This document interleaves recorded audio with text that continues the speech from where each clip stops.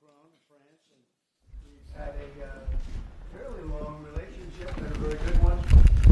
And we were just discussing certain things, and then we're going to have a long conversation afterwards. I want to, first of all, before we begin, I want to pay my respects to the great warriors that you lost in Mali. 13 helicopters. Was very sad. I've gotten a report on it.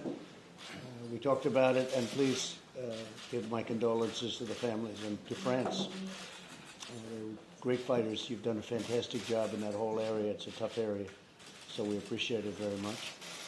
We'll be talking about a lot of things, including NATO and including trade. We do a lot of trade with France. We have a minor dispute. I think we'll probably be able to work it out. But we have a big trade relationship, and I'm sure that within a short period of time, things will be looking very rosy, we hope. That's usually the case with the two of us. We get it worked out. We've had a lot of good things. We've done a lot of good things together as partners. Our countries have been partners in many good ventures, including some having to do with radical Islam and others, and it's always worked out. So I look forward to our discussion. We made a lot of progress in our first 25 minutes, and we intend to make a lot of progress in our next hour, maybe hour and a half. So thank you very much. Thank you. Merci beaucoup, Monsieur le Président. Je suis heureux une fois encore de retrouver le Président Trump ici à Londres. Comme il a dit, d'abord, je tiens à le remercier pour ses condoléances et les mots qu'il a eus pour nos soldats. Nous avons rendu hier un hommage national à Paris. Nos 13 soldats sont tombés sur le théâtre d'opération Mali. Et merci pour cette solidarité et aussi l'implication de vos soldats sur le terrain dans cette lutte contre le terrorisme. Le Président l'a dit, nous avons commencé nos discussions, nous allons les poursuivre. D'abord sur le plan bilatéral, avec des sujets économiques, commerciaux, dont nous allons à coup sûr une fois encore trouver l'issue. Nous avions commencé à en parler à Biarritz, là aussi pour ce qui s'agit taxes sur le numérique, ou des sujets commerciaux et l'ambition que nous avons aussi pour nos économies. Il y a également les sujets qui concernent l'OTAN. Là aussi, nous avons également commencé à parler de plusieurs crises internationales pour nous coordonner. Et il est clair que nous aurons, lors de ce sommet, des discussions importantes, qu'elles concernent d'ailleurs l'implication des différents membres de l'OTAN en tant qu'organisation au sein de la coalition internationale en Syrie, comme les travaux que nous menons ensemble sur les différents sujets. J'ai eu l'occasion de le dire à plusieurs reprises, la coopération entre nos deux pays, qu'elle soit militaire, économique, diplomatique, est importante. Il nous arrive parfois de ne pas être d'accord, on l'a eu sur le climat, mais sur la lutte contre le terrorisme, sur les engagements essentiels. Nos soldats, nos équipes travaillent côte à côte et nous décidons, je crois pouvoir le dire, en partageant cette finalité. Et nous avons toujours su trouver une solution aux problèmes qui nous étaient posés. Donc je suis très heureux de pouvoir avoir cet échange, de poursuivre dans un instant, et surtout de pouvoir faire avancer les choses ensuite lors de ce sommet qui doit répondre à des questions fondamentales pour l'organisation, questions qui n'ont pas été traitées jusqu'alors. Comment bâtir une paix plus durable en Europe, avec beaucoup de menaces aux frontières, parfois des incohérences. Comment aussi agir plus efficacement face à nos ennemis communs, en particulier le terrorisme islamique. Et là aussi, il faut que tout le monde autour de la table soit parfaitement clair sur des définitions, des finalités, et que nous partageons cela ensemble. Voilà. Okay, thank you very much. President Trump, you have a better understanding of what President Macron was saying about NATO?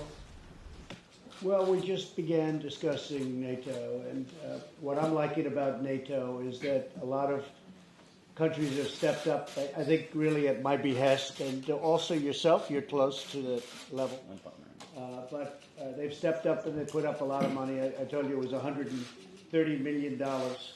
$130 billion, and that's a lot, and they're now stepping up again. It's going to be $400 billion over a very short. We have commitments for $400 billion, and we just left the Secretary General, and he's got some things that are very important, and I discussed with him the flexibility so that we have it not just with one area of the world. You and I discuss this all the time. We have all areas of the world because NATO's a lot different than it was, and now it's certainly a lot different over the last 3 years. So we have a lot of countries stepping up and putting up a lot of money. The number as of this moment is exactly $131 billion. That's a year, and that's a tremendous amount of money, but it's not enough. And they also raise and have commitments for $400 billion. So NATO, which was really heading in the wrong direction 3 years ago, is heading down. If you look at a graph, it was to a point where I don't think they could have gone on much longer. Now it's actually very strong and getting stronger. Many people are committed to that 2%, and ultimately I think the 2% will be raised. And the President and I think, feel that we need more flexibility, and I think we both agree on that, so that we can use it for other things, not just looking at one specific country. I mean, a lot of people say it was meant to look at originally the Soviet Union, now Russia, but we also have other things to look at, whether it's radical Islamic terrorism, whether it's the tremendous growth of China. There are a lot of other things. So NATO's becoming different than it was, much bigger than it was, and much stronger than it was because people are now fulfilling their commitments. There are some countries that aren't fulfilling their commitment, and those countries are going to be dealt with. Maybe I'll deal with them from a trade standpoint. Maybe I'll deal with them in a different way. I'll work something out where they have to pay. But, you know, we don't want to have people delinquent. I don't think it's fair for us to be involved, including France, by the way, to be involved, and you have countries that aren't paying their way. Less than 1%. You have a couple that are less than 1%. Not fair. So NATO's made a lot of progress over the last 3 years, and the word flexibility is very important. They're not just looking at one area now, they're looking at the world, and that's very important. To me, it's very important. Please. No, I know that my statements created some reactions and shake a little bit. A lot of people, I do stand by. And I have to say, when you look at what NATO is and should be, first of all, this is a burden we share. And President Trump just reminded you some figures, and the fact that this is perfectly true, that the US overinvested decade after decade, and is number one by far. And I do share the statement. That's why I'm a strong supporter of a stronger European component in NATO, which is exactly what we are doing. So in terms of cost sharing, we are investing 1.9% of our GDP. We are increasing our GDP. We will be at the rendezvous. But when we speak about NATO, it's not just about money. We have to be respectful with our soldiers. The first burden we share, the first cost we pay, is our soldiers' lives. And I do believe that in such circumstances, we do pay what we have to pay for collective security.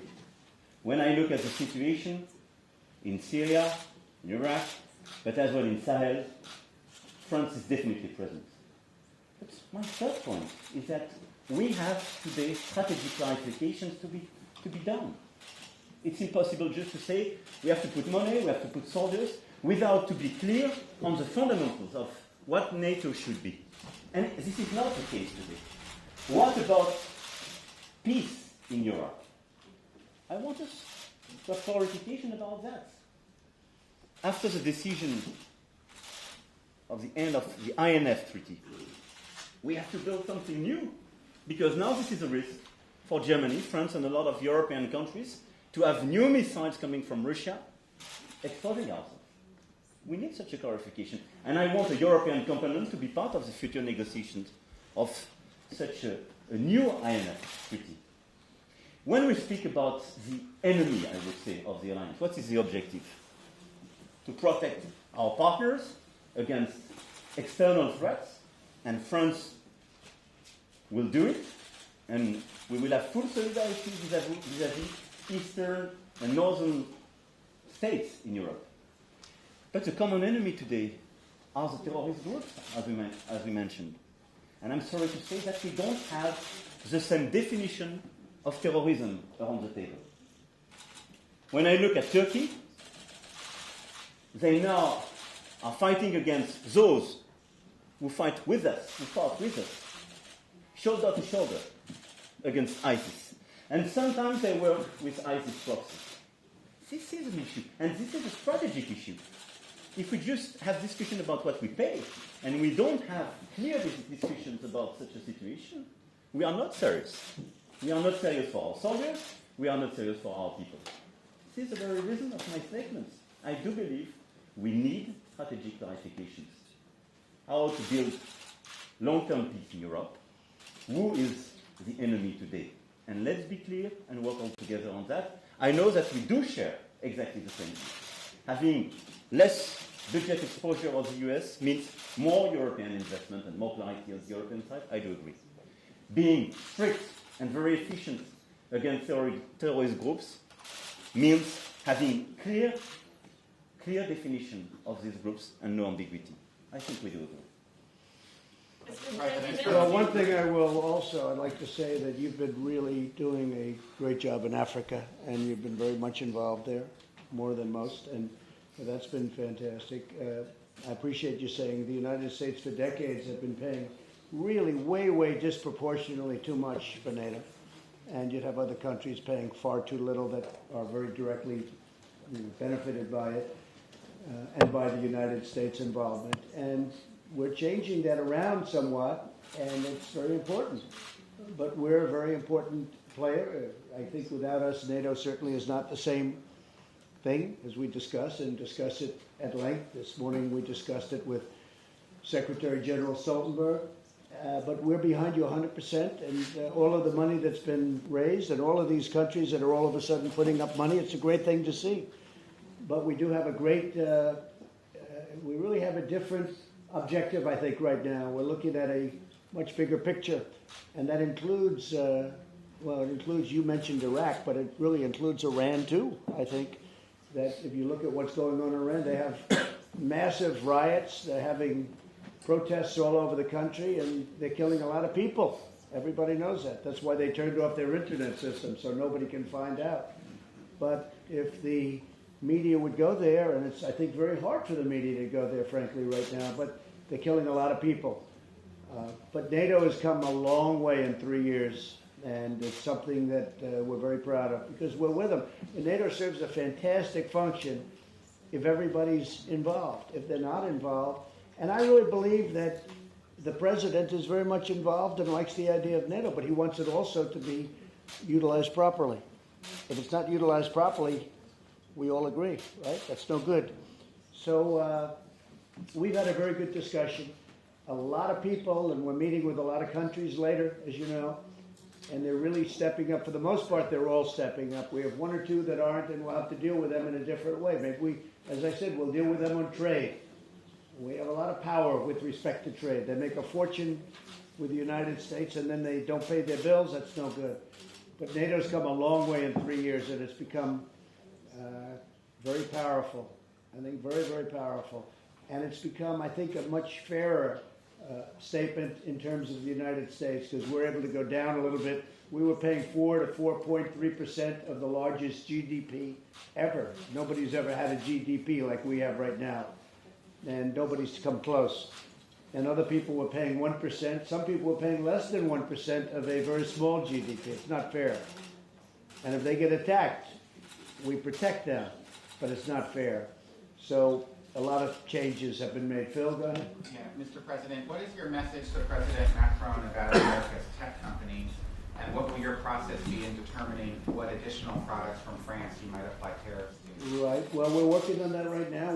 We have discussed it. I think we'll be able to work something out, I hope. And maybe not. Maybe we'll do it through taxing. You know, you can work it out easily through taxing.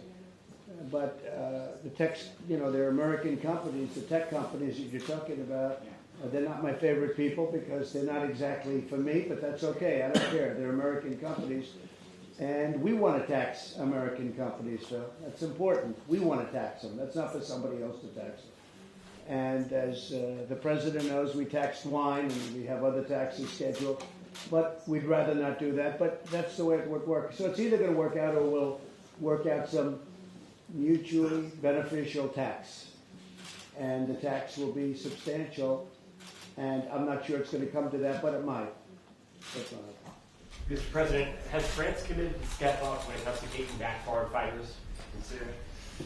Well, I haven't asked that to the president today. I have over the period of time. We have a tremendous amount of captured fighters, ISIS fighters, over in Syria. And they're all under lock and key. But many are from France, many are from Germany, many are from UK. They're mostly from Europe. And some of the countries are agreeing. I have not spoken to the president about that. Would you like some nice ISIS fighters? Look, I can give them if to you you. look at the situation, You can take everyone you want. let's be serious. The very large number of fighters you have on the ground are ISIS fighters coming from Syria, from Iraq, and the region. It is true that you have foreign fighters coming from Europe, but this is a tiny minority of the overall problem we have in the region. And I think number one priority, because it's not yet finished, is to get rid of ISIS and these terrorist groups. This is our number one priority. And it's not yet done. I'm sorry to say that. You still have fighters in this region, in Syria and now in Iraq, and more and more. And the whole destabilization of the region makes the situation more difficult to fix the situation against ISIS. Second, some of these foreign fighters are being judged in Iraq because of the deeds precisely they acted in this very region. And we will have a case-by-case approach. We have a humanitarian approach for children, already organized, and we will have a case-by-case approach. But for me, the very first objective in the region is to finish war against ISIS. And don't make any mistake. Your number one problem are not the foreign fighters. This is the ISIS fighters in the region.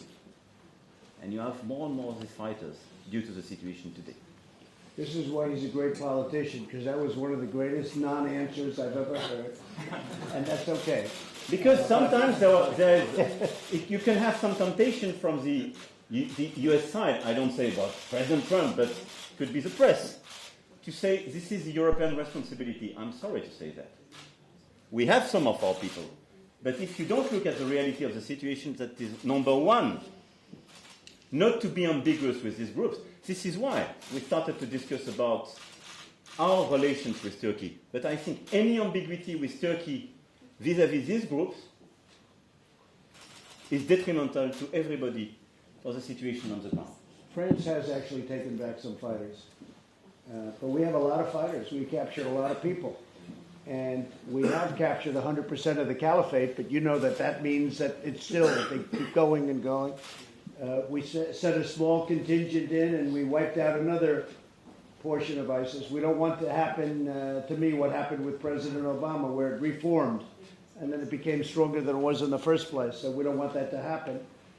And as I said before, we've taken the oil. We have the oil. So we have total control of the oil so that they're not going to be able to use that. They use that oil to really to fuel up their wealth, to fuel up their money. That was their primary source of income. And they get contributions. So we have now lists of where these contributions come from, which is very important. You have people contributing, if you can believe it. Some of these people are wealthy people that make contributions. And we have lists of where we learned a lot. You know, when we got al-Baghdadi, that was a great get. And when we killed him, we have a lot of information that I'm revealing now for the first time, but we also got a lot of good information. So a lot of things are happening, and France has been very helpful. I have to say that. They've been very, very helpful. Okay? Go ahead. Any other questions, please? Le président américain a eu des propos assez durs à votre rencontre ce matin. Comment abordez-vous ce sommet de l'OTAN et cette rencontre? Comme vous le voyez, avec beaucoup de pragmatisme et avec la volonté de faire avancer les sujets, comme toujours. Je défends les intérêts de la France, c'est aussi une position européenne, et je le fais avec le souci également d'avoir une relation amicale et constructive avec les États-Unis d'Amérique, et c'est ce que nous avons toujours privilégié avec le président. On a une discussion sur l'OTAN, je viens de réexpliquer quelle était notre position, et elle est assumée. Elle est assumée parce que nous sommes engagés militairement dans des théâtres d'opération qui supposent la clarté. Ça a été évoqué. Il y a des sujets, ça a été évoqué par votre collègue américain, qui ont été révélés hier, celui de la taxe numérique. Sur ce sujet, je peux vous apporter une réponse extrêmement claire. Le premier, pourquoi on en est à cette situation? Parce qu'aujourd'hui, nous avons des entreprises numériques, quelle qu'en soit la nationalité, qui concurrencent des entreprises de l'économie réelle et qui ont 14 points de fiscalité en moins. C'est ça la réalité. Donc il y a un biais, pas juste. Nous avons, sur la base de la proposition de la Commission européenne, passé une taxe numérique. Elle ne vise pas du tout les acteurs américains. Les entreprises françaises, chinoises, de toutes les nationalités sont touchées. Elle permet de corriger pour une partie d'entre elles cet écart et de répondre à une nécessité. La France l'a fait avec d'autres pays. Et donc, on aura en parlé. Ma première interrogation, qu'est-ce qui va se passer pour le Royaume-Uni, qui a pris la même taxe, pour l'Italie, même taxe, l'Autriche, l'Espagne, qui l'ont fait sur la base de la proposition de la Commission. Parce que si on est sérieux, il faudra que tous ces pays soient traités à la même enseigne. Donc, nous sommes là dans une phase qui va rentrer, de discussion, qui va se poursuivre dans les prochaines semaines. Et je pense qu'avec le président Trump, nous pouvons régler cette situation. Et ce qui avait été d'ailleurs discuté à Biarritz, et je regrette que cette solution soit abandonnée, parce qu'elle était bien meilleure et pour les États-Unis et pour l'Europe, c'est d'avoir une taxe au niveau de l'OCDE. C'est d'avoir une vraie taxe multilatérale qui permet de ne faire aucune distinction, aucun biais, mais de taxer ces activités numériques par rapport aux biais qu'elles créent dans chaque pays. On va voir ce que donnent les discussions dans les prochaines semaines, mais elles impliqueront de toute façon une réponse européenne, car en la matière, pas la France qui serait sanctionnée ou attaquée, c'est l'Europe. Et donc la Commission s'est exprimée ce matin pour apporter son plein soutien, et c'est la Commission européenne aussi qui aura à réagir s'il devait y avoir une escalade. Mais moi j'ai plutôt confiance dans le fait que là aussi on saura trouver une solution ensemble. Donc voilà, il ne m'appartient pas de commenter tel ou tel propos, mais de vous dire que pour ma part, je suis déterminé à défendre les intérêts de notre pays, à défendre les intérêts européens, et à le faire dans le plus grand respect et l'amitié avec les États-Unis d'Amérique. Et le camp de la liberté. And I largely agree with that answer. I just have to say, though, I came into a position where the European Union was making anywhere from $100 to $150 billion a year in deficits to the United States. They were making it, we were losing it, and so we had to do something that is fair, not severe, I think fair. We're losing tremendous amounts of money. As you know, the European Union is very strong on barriers. Barriers meaning certain of our products can't come in, including agricultural product. It just can't come in. We can't sell it, and yet the European Union sells openly to the United States and generally untaxed or taxed at a low level.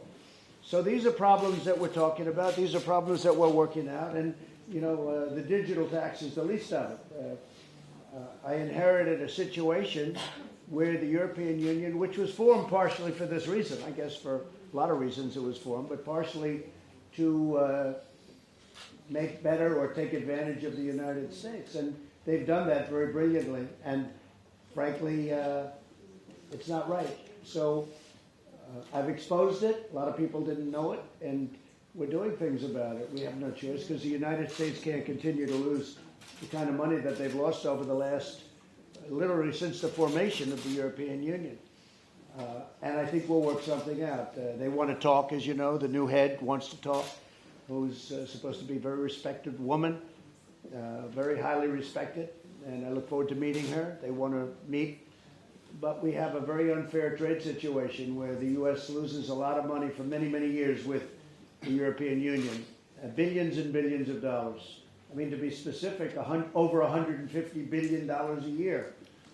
So we don't want to be doing that. And we can make a deal. We can take a harsh approach. We can solve that problem instantaneously if we wanted to. But I don't want to do that. These are friends of ours. These are people that we've had very extraordinary relationships with, and I do personally, and I'm sure we can work something out. You mentioned earlier the Iran protest. Does the United States support these protesters in Iran? I don't want to comment on that, but the answer is no, but I don't want to comment on that. Mr. President, on Turkey, President Macron just said he wanted the United States to do more in terms of standing up to President Erdogan and clarifying the terms of that relationship. Are you supportive of those efforts by other NATO allies, or are you standing in the way of them? Well, I can only say we have a very good relationship with Turkey and with President Erdogan. I do. I can't speak for the President of France, we have a very good relationship. We pulled our soldiers out and we said, you can patrol your own border now. I don't care who you do it with. We're not going to have soldiers patrolling the border that's been fought over for 2,000 years. But we took our soldiers out. We put some of those soldiers around the oil where we've captured the oil and taken the oil. And we have the oil. But we've brought some home, and we will be bringing some home, and we've sent some to other areas. Okay? But we have a very good relationship with Turkey. Mr. President.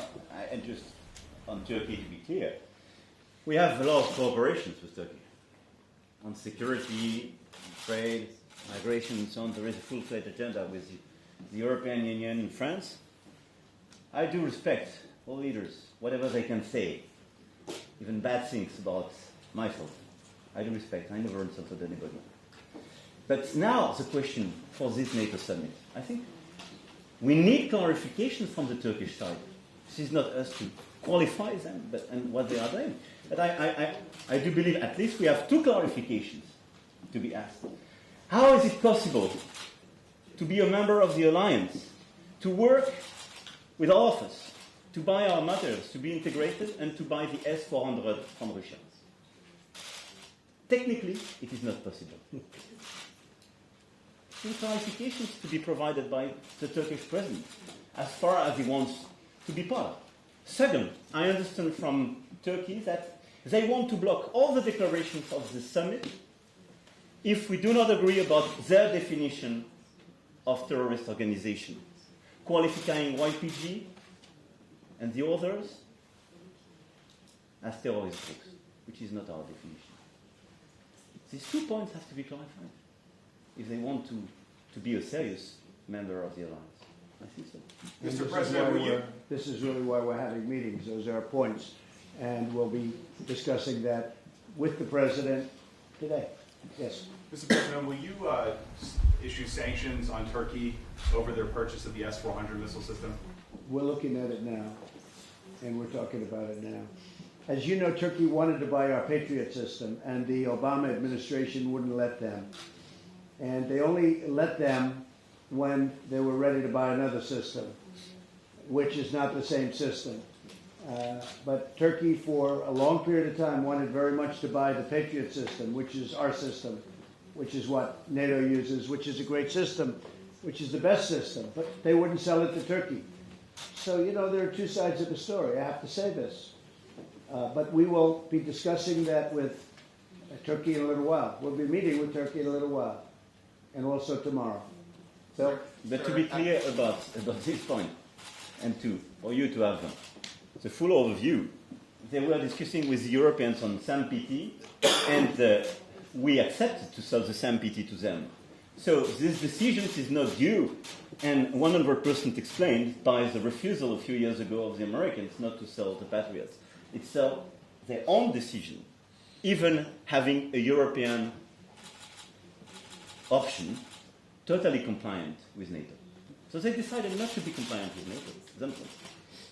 Sir, Mr. President, Prime Minister Johnson, I believe, is organizing some sort of discussion later today about the Syria conflict. Are you going to take part in that and meet with him? And if not, why? Are you talking about Ambassador? Boris Johnson, the Prime Minister. Oh, I thought you meant Woody Johnson. No.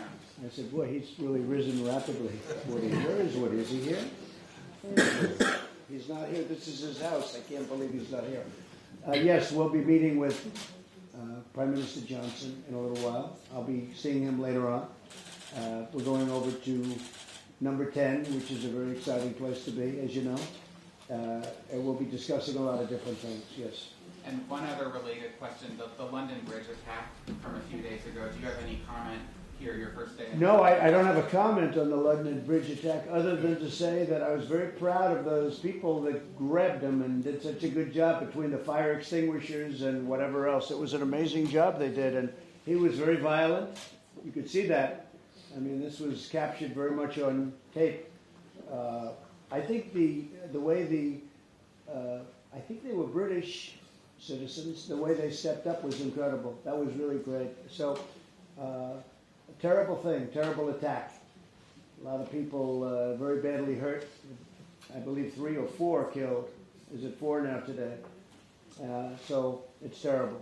It's a terrible thing, and I know it's an act of terrorism. It's been declared an act of terrorism, radical Islamic terrorism, by the way, and it's very bad, very bad. But I think the way they stepped up, to me, that was something very special. Okay? Mr. Trump, a question on Russia. Mr. Macron says that Russia shouldn't be designated as an adversary of NATO. Do you agree with that? Do you think Russia is the enemy, and Mr. Macron, who is the enemy today? I don't think he does feel that. I think we get along with Russia. I think we can get along with Russia. I think you feel we can get along with Russia. We've discussed that before. But certainly we have to be prepared, whether it's Russia or somebody else, we have to be prepared. But he and I have a pretty similar view on that. I think we feel that we can get along with Russia. And I think it's a good thing to get along with Russia. And I campaigned on it. I mean, I go into big stadiums, people like it. And I think the Russian people would like to see it too. A lot of good can come of it. But the purpose of NATO is that, but the purpose of NATO can be much more, and that's where we're showing the flexibility over the last period of 2 years. Okay? Pour être clair sur votre question, l'Alliance s'est organisée pour en effet faire face à la Russie historiquement. Je pense qu'aujourd'hui, il nous faut regarder la nouvelle situation historique et aussi notre géographie, je l'ai souvent dit. Je n'ai aucune naïveté à l'égard de la Russie. Et nous sommes très conscients sur les attaques cyber qu'il y a pu avoir, sur les conflits gelés qu'il y a aux frontières de l'Europe, et y compris sur la crise ukrainienne que nous vivons. Est-ce que le statu quo est la meilleure des options? Je ne crois pas. Et donc, nous devons engager une procédure avec quelques préconditions et une méthode. Les préconditions, c'est, on le sait, de savoir avancer sur le conflit ukrainien. C'est ce que nous ferons d'ailleurs le 9 décembre prochain à Paris, avec un sommet en format Normandie, pour essayer d'acter des avancées entre l'Ukraine et la Russie. Ensuite, c'est de pouvoir définir un agenda où les Européens, si possible ensuite les membres de l'Alliance, définissent des procédures de définition de menaces communes avec la Russie, de coopération possible, en tout cas des escalades. Ça prendra du temps. Mais je pense que si nous voulons, d'une part, la stabilité en Europe, d'autre part, réduire la conflictualité, il est important d'initier un dialogue stratégique avec la Russie. Il faut le faire sans aucune naïveté et il faut le faire en étant conscience aussi du poids de l'histoire et de la peur que certains pays européens ont à l'égard de la Russie. Et je le dis ici en ayant beaucoup de respect et d'empathie pour ces derniers. À l'égard de la Pologne, des États baltes, de certains États nordiques, la Roumanie et quelques autres, nous savons que ce qui est attendu de nous, c'est aussi de les protéger à l'égard de potentielles agressions. Et donc, dans ce cadre-là, nous devons apporter de la visibilité pleine et entière sur les protections que l'Alliance et en son sein l'Europe peut et doit leur apporter. Et la France y jouera tout son rôle. Enfin, si je pense qu'il y a un ennemi commun, c'est le terrorisme international, et en particulier le terrorisme islamiste.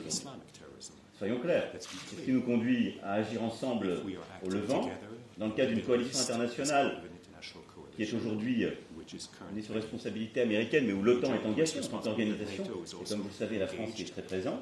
C'est aussi ce qui nous conduit à agir au Sahel contre ces groupes terroristes.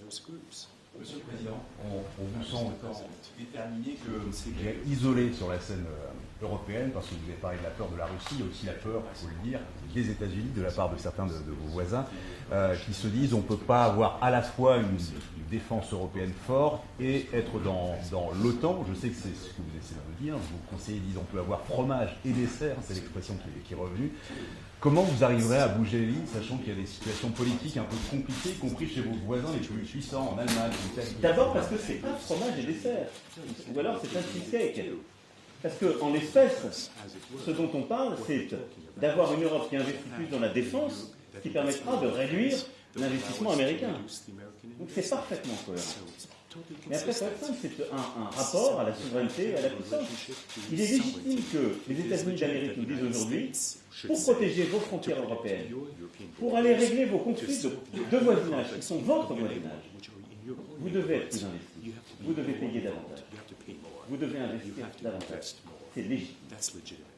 Et donc, nous ne sommes pas dans une situation de sortie de Deuxième Guerre mondiale où, il faut bien le dire, l'Europe était désarmée et où une partie des Européens ne voulaient pas du réarmement de certains Européens. Je pense aux Allemands.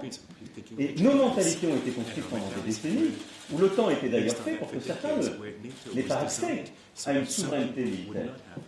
Les temps ont changé. D'abord parce qu'il n'y a plus de pacte de Varsovie. J'ai cru comprendre que le mur de Berlin était tombé, ça fait quand même 30 ans. Et il y a aussi, depuis plusieurs années, des États-Unis d'Amérique qui nous disent « prenez vos responsabilités ». Je ne suis pas aussi pessimiste que vous. Ces 2 dernières années, on a fait avancer une coopération renforcée, un fonds européen de défense, une initiative européenne d'intervention dont tout le monde nous disait qu'elle était impossible. Maintenant, il y a chaque mois des nouveaux membres. Les 8 membres historiques étaient présents le 14 juillet à Paris. La Grèce nous rejoint, l'Italie nous rejoint, et ça continue. Et donc les choses avancent. Il y a une vraie dynamique. Et elle continuera d'être là, et elle se fera, je dirais, de manière totalement intégrée avec l'OTAN. C'est les ambiguïtés qu'il faut lever à l'égard de certains autres qui ont peur. Ça ne suppose pas de se livrer aux menaces extérieures, de se désarmer. Au contraire, ça veut dire une Europe qui prend ses responsabilités au sein de l'Alliance pour alléger la charge des États-Unis d'Amérique et pour porter sa part de souveraineté.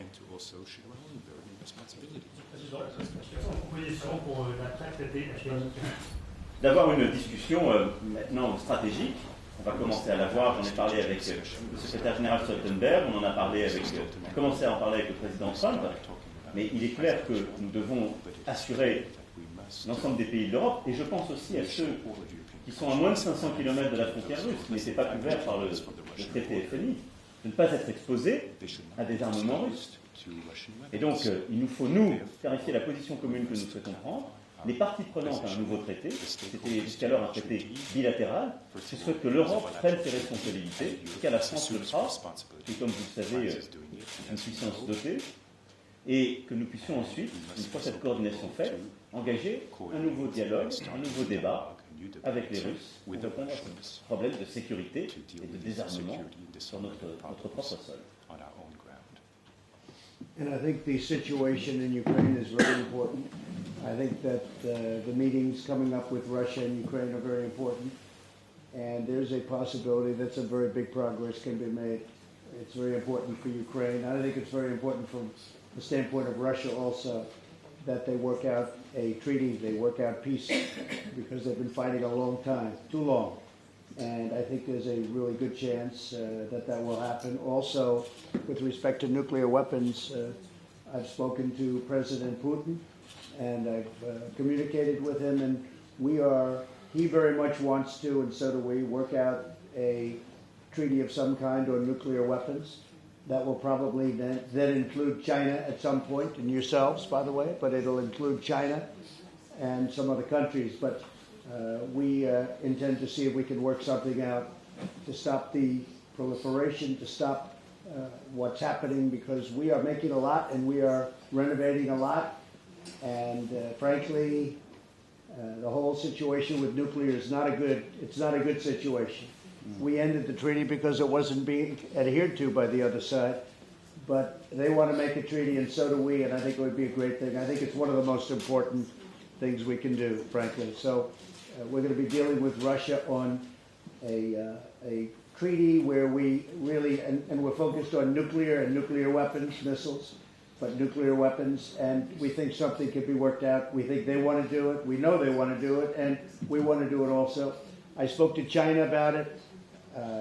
During one of our trade negotiations, they were extremely excited about getting involved in that. So some very good things can happen with respect to that. And I think it's very important. The whole nuclear situation, very, very important. Okay? Thank you all very much. Thank you. Thank you. Thank you.